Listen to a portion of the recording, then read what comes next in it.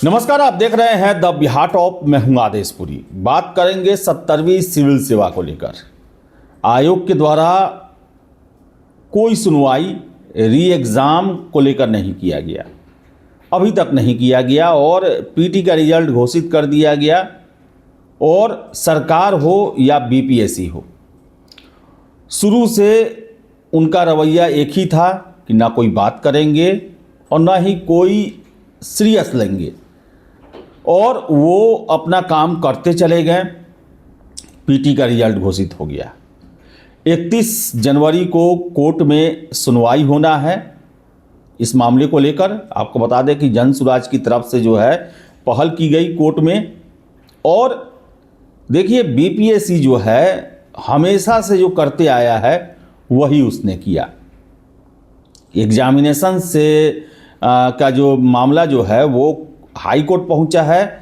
और high court में क्या स्थिति होगी? हाई कोर्ट में जब जिरह होगा 31 जनवरी को, बीपीएससी के तरफ से 21,581 कैंडिडेट एक तरह से पार्टी बन जाएंगे, और इसी को लेकर जो है वो अब कोर्ट में जिरह होगा।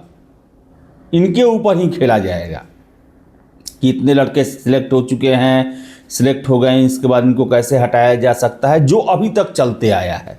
हर एक परीक्षा में हमने देखा है कि जब भी मामला पहुंचता है उससे पहले या तो रिजल्ट दे दिया जाता है, या फिर छात्रों जो छात्र होते हैं, जिन्हें अगले फेज में जाना होता है, उनके भविष्य की बातें करके जो है सारा का सारा ठेकड़ा फोड़ दिया जाता है।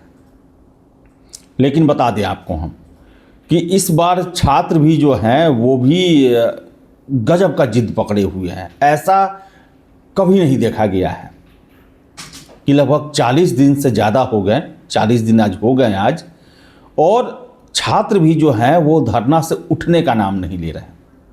आज मैं गया था गर्दनी बाग, 2-3 ही छात्र थे वहाँ पर, बाकी लोग खाना पीना ये सब करने गए थे। कुछ लोग वकील से भी मिलने गए थे, क्योंकि बता दें आपको हम कि एक और याचिका जो है पटना हाई कोर्ट में दायर की गई है, जो कि प्रश्नों से संबंधित है।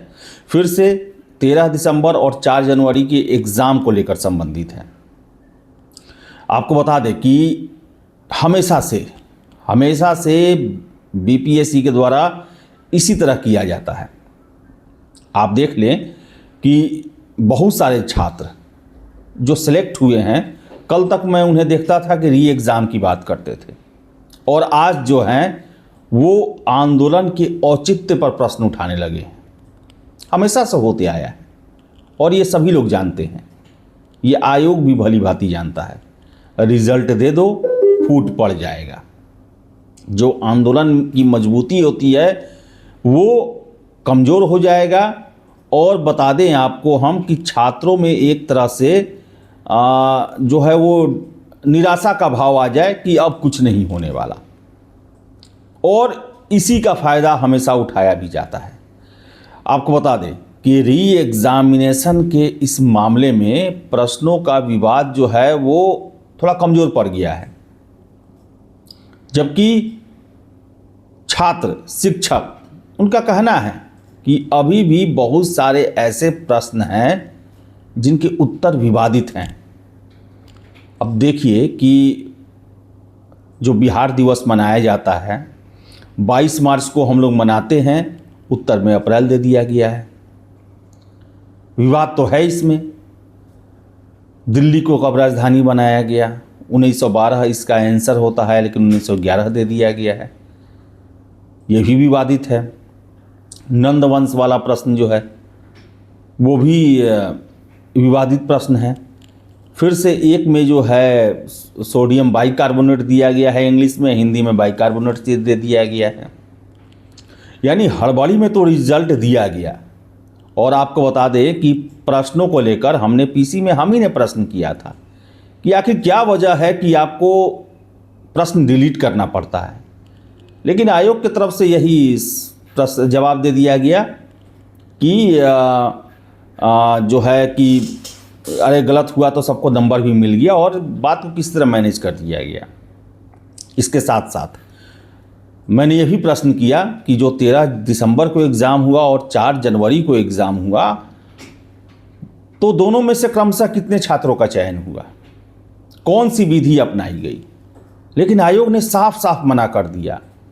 और समझिए कि जब नॉर्मलाइजेशन होता, अगर आयोग लागू कर देता, तब भी ये प्रश्न किया जाता तो यही हाथ झाड़ के निकल जाते वो कि नहीं नहीं ये हम नहीं बता सकते हैं। और मैं लगातार कह रहा हूँ कि नॉर्मलाइजेशन का विधि जो है वो कभी आयोग नहीं बताएगी। और यही वजह है कि छात्र नॉर्मलाइजेशन का विरोध करते रहें।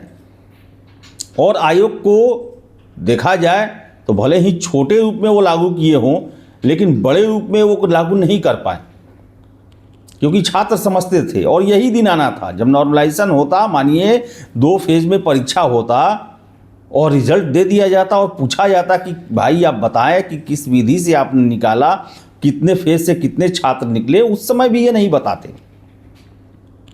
तो नॉर्मलाइजेशन को लेकर तो छात्र जो है शुरू से सशंकित थे और कम से कम उन्होंने क्लियर करवा लिया कि हाँ, नॉर्मलाइजेशन आयोग नहीं करने जा रही है। लेकिन छोटे रूप में तो लागू हुआ और सोशल मीडिया पर चल रहा है ये कि 16% इस दिन से हुआ, 5% इस दिन से हुआ, जो भी हो। लेकिन इसका अब जो कहें इसे आप कि भ्रांति फैलाया जा रहा है या रियलिटी है, जो भी है, लेकिन आयोग ने तो नहीं बताया। लेकिन छात्रों के मन में आ रहा है। और डिस्क्वालीफाई होने वाले छात्रों की संख्या सिलेक्टेड होने वालों से कई गुना ज़्यादा है।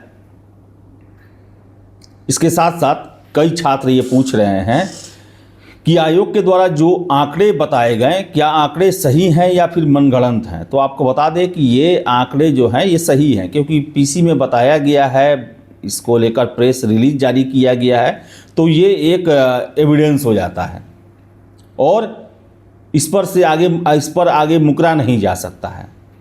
तो ये आप इतना अविश्वास न रखें, ये आंकड़े जो हैं ये पूर्णतः सही दिए गए हैं। और आपको बता दें कि छात्र जो हैं वो डटे हुए हैं अभी तक गर्दनीबाग में।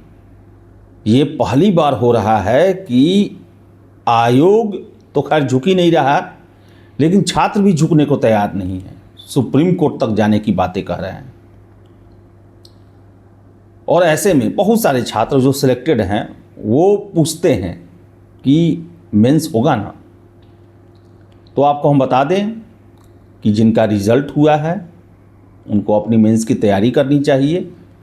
और जो री एग्ज़ाम के लिए आंदोलन कर रहे हैं या फिर कोर्ट गए हैं, उन्हें भी अपना पक्ष मजबूती से रखना चाहिए, क्योंकि आप ऐसा आंदोलन कर रहे हैं जो पहले नहीं हुआ है सिविल सेवा के क्षेत्र में, बिहार में नहीं हुआ है।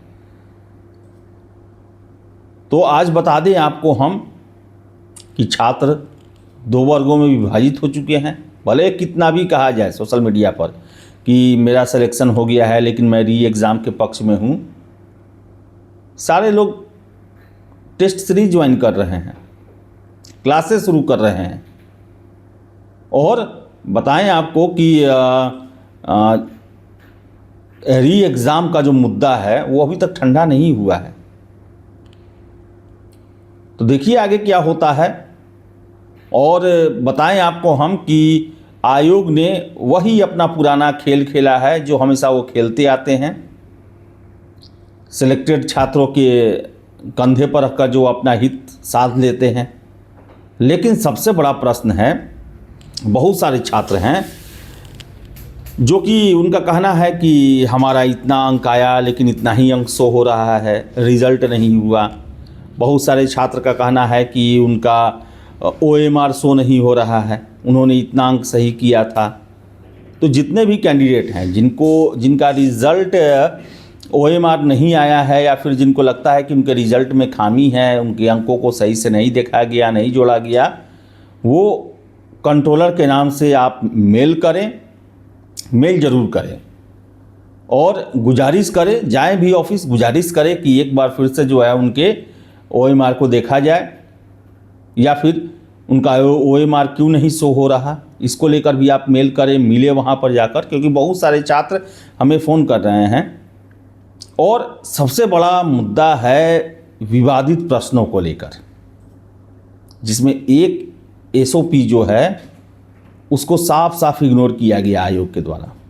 फाइनल आंसर की देने के बाद भी ऑब्जेक्शन रहने पे आयोग दफ्तर में जाकर एक्सपर्ट के सामने जो है मुद्दा रखा जाता है। तो देखिए अब आगे क्या होता है। 31 तारीख को पटना हाई कोर्ट में सुनवाई है और कोर्ट के द्वारा जो है सरकार से और आयोग से बिंदुवार जवाब मांगा गया है और वकील साहब जो थे वाई गिरी जी के द्वारा ये कहा गया कि ये छात्रों के पक्ष में जो है वो कोर्ट के द्वारा डिमांड किया गया है।